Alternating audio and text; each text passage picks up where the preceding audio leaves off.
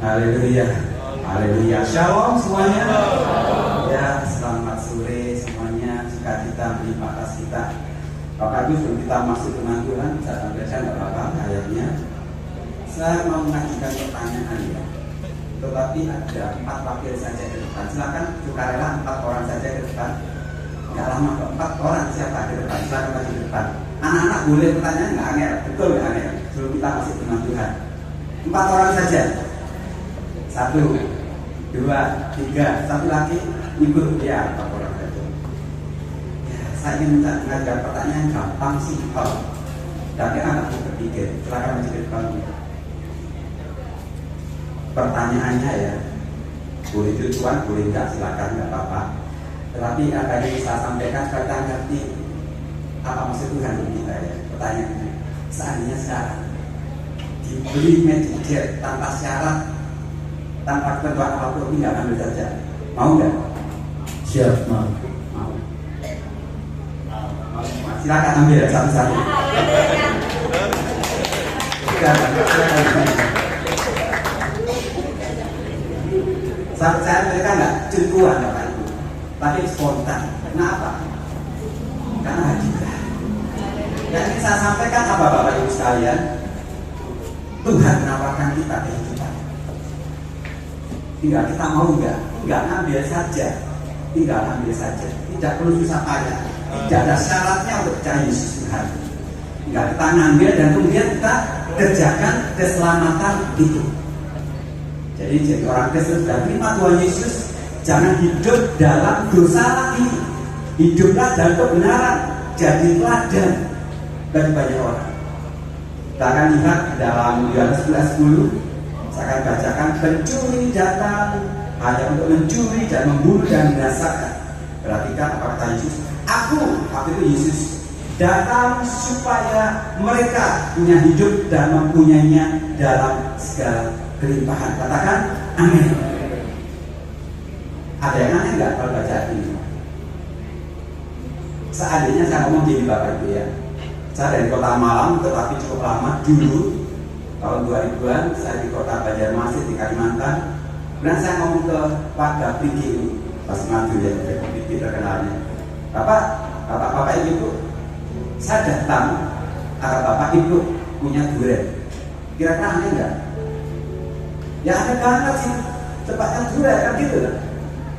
Nah ketika Yesus berkata aku datang supaya mereka punya hidup, sebenarnya itu aneh bagi kita ya. Nanti akan kita jelaskan bagi mereka enggak. Aneh kenapa? Seakan-akan audien yang dihadapi Yesus itu orang mati. Benar ya? Jadi kalau saya katakan seakan bawa durian atau kota Pergi ini, sebenarnya bukan durian yang ada di Pergi ini, tapi boleh saya katakan pepake.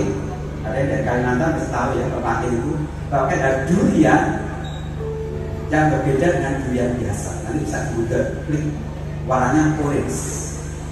Tidak ada di sini. Di mana ada kali jual, tapi umumnya di hutan sana. Jadi sebenarnya Bapak Ibu, kalau kita belajar firman Tuhan, ada 3, saya ingatkan ada banyak pendeta, gembala di sini. Tetapi ini khusus mengingatkan bagi jemaat umum untuk kita mengerti ayat ini. Jadi apa maksudnya ayat ini? Apa maksudnya ayat ini? Berarti ayat ini ada 3 hal. Yang pertama, harus pimpinan Roh Kudus. Tidak boleh tidak. Yang kedua, yang apa maksudnya ini? Baik sebelumnya. Yang kedua, lihat konteksnya. Kalau boleh baca satu perikop atau satu pasal. Yang ketiga, harus tahu adat istiadat termasuk bahasanya. Baru kita ngerti. Jadi ketika Tuhan berkata, aku datang supaya mereka punya hidup, bagi kita sebenarnya sulit mengerti. Kenapa? Tuhan waktu berkata kepada orang-orang yang hidup, bukan orang mati. Kenapa Pak Tuhan berkata, aku datang supaya mereka punya hidup, seakan-akan mereka mati? Ternyata Bapak Ibu, Yohanes 10:10 ini aslinya ditulis di dalam bahasa Yunani. Ada 3 kata hidup yang diterjemahkan ke dalam bahasa Indonesia hidup. Yang pertama adalah bios. Bios adalah hidup di dalam kehidupan sehari-hari seperti kita saat ini. Itu bios. Yang kedua, exciting. kita ingat psikologi, nah itu berhubungan dengan mental kejiwaan. Yang terakhir Zu. Jadi penulis Injil Yohanes ini menuliskan kata Zu, bukan bios. Jadi sudah tahu semua ya. Jadi mereka gak heran ketika Tuhan berkata, aku datang supaya mereka punya Zu, punya hidup yang berkelanjutan, kekal adanya. Nah kita akan baca seterusnya baru kita tahu. Lihat dalam Yohanes 2 ayat 28, ini lebih jelas lagi. Yohanes 2 ayat 28, ini tadi ayat 10 ya. Ini ayat 28 mundur, turun ke bawah. Dan aku Yesus memberikan hidup kekal. Nah ini lebih jelas lagi. Ditulis Zu Ainomia. Zu Ainomia. Kepada mereka, kita semua, yaitu mereka sekali-sekali tidak akan binasa sampai selama-lamanya, dan tidak ada seorang pun akan merampas mereka dari tangan. Ini janji Tuhan. Aku akan berikan hidup apa? Zu, hidup kekal. Baru kita mudeng, ngerti. Jadi kalau saya tadi katakan saya akan bawa durian, pepakai baru sudah tahu karena di sini nggak ada. Jadi kalau saya bawa durian saja, masa nggak tahu sini daerah durian kan gitu. Jadi saya ini bagian para setiap kita Bapak Ibu. Tuhan memberikan hidup kekal. Tuhan tidak menjadikan bios atau psikik. Makanya ada orang Kristen yang masih hidup di dalam kemiskinan. Dan justru sebaliknya ada orang-orang yang bukan percaya hidup dalam kelimpahan. Tetapi di dalam hal ini Yesus berkata, aku berikan Zu, hidup kekal bagi mereka yang percaya. Tadi saya berikan ilustrasi Bapak Ibu. Siapa yang mau saya tanya? 4 orang percaya, yang lain tak berlaku. Betul kan? 4 orang percaya dan mereka dapat sesuatu. Tinggal percaya toh. Percaya. Setelah percaya bagaimana? Kerjakan keselamatan itu. Bukan sekedar kita punya hidup kekal, tapi kerjakan keselamatan itu sampai akhir. Artinya apa? Hidup di dalam kebenaran firman Tuhan, mengasihi musuh, mencintai sesama, seperti itu. Hidup yang dimaksud Yesus itu adalah hidup kekal. Zu yang berarti hidup kekal, dan dijelasin Ainomia, hidup kekal. Ini yang menjanjikan. Jadi temanya memang demikian. Next. Yesus adalah sumber kehidupan. Ketika seseorang berkata, saya ingin katakan ya, ketika seseorang berkata, tentunya perlu ada bukti, betul ya?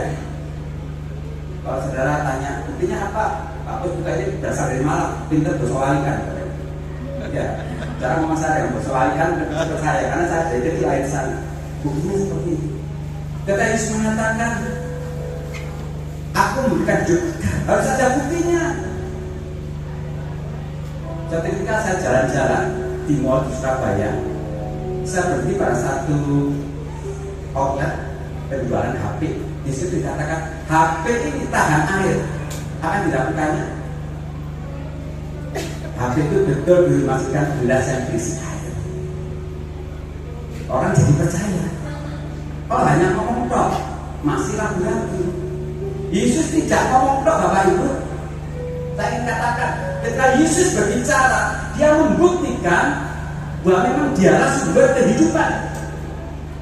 Buktinya apa? Ada 3 yang tercatat. Yang pertama, Yesus membangkitkan anaknya Yairus. Yang kedua, Yesus membangkitkan orang mati, ya, anak muda dari Nain. Yang ketiga, Yesus membangkitkan Lazarus. Bedanya apa? Yang pertama, Yairus itu anak perempuan 12 tahun, baru mati, masih diranjang, isi kata tali tapung bahasa Arab. Bangunlah.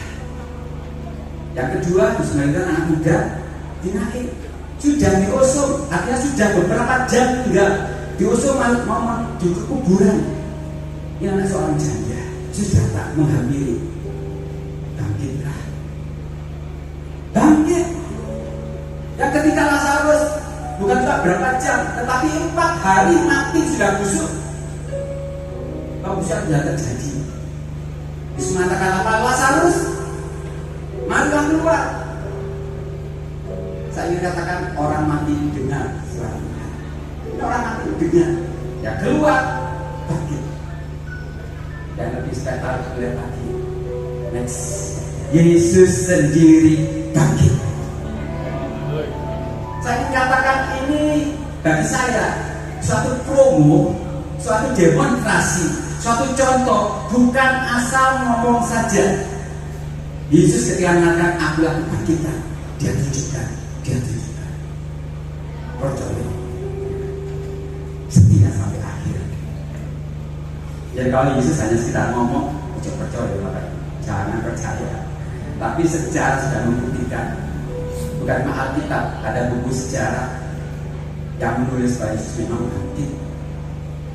Yohanes 11 ayat 25, jawab Yesus, akulah kebangkitan dan hidup. Barang siapa percaya kepadaku, ia akan hidup walaupun ia sudah mati. Ini janji Tuhan. Kita harus percaya, kenapa? Sudah dibuktikan. Seperti saya katakan, saya jalan di mall, ada HP tahan air, dan saya lihat HP itu dimasukkan di gelas yang berisi air. Siapa sih nggak percaya ya? Ada buktinya. Memang bergaransi. Kita harus mengatakan ada kebangkitan hidup, dia buktikan itu.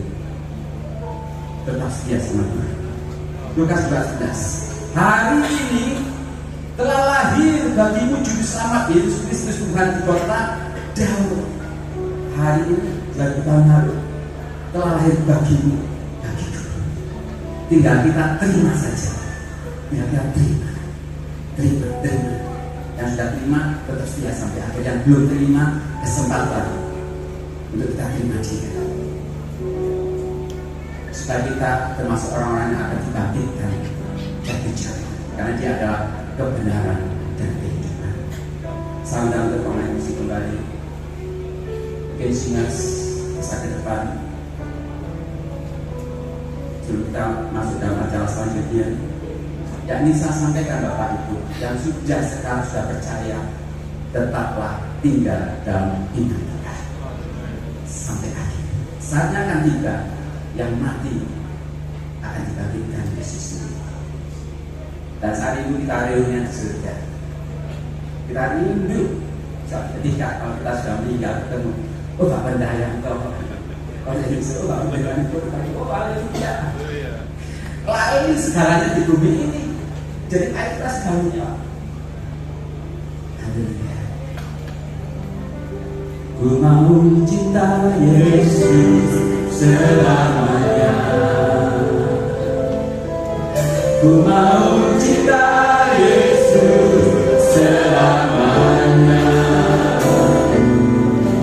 Meskipun banyak silih berganti dalam hidupku, ku tetap cinta Yesus selamanya. Ku mau cinta Yesus. Ku mau cinta Yesus.